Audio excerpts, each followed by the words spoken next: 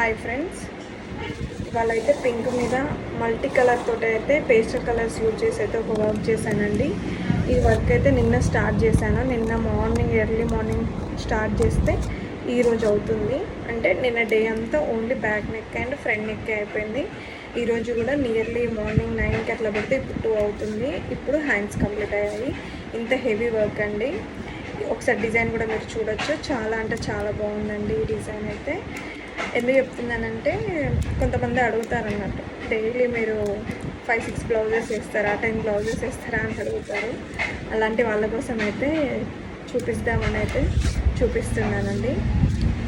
వచ్చేసి hands early morning 9 కల్లా start చేస్తే 2కి కంప్లీట్ అయ్యింది. అంటే నియర్లీ 5 అవర్స్ అండి. 1 lakh అబౌవ్ స్టిచ్ చేశానంటూ మొత్తం పేస్టల్ కలర్స్ యూజ్ చేసి అయితే వర్క్ చేశానండి. చాలా అంటే చాలా బాగా వచ్చింది.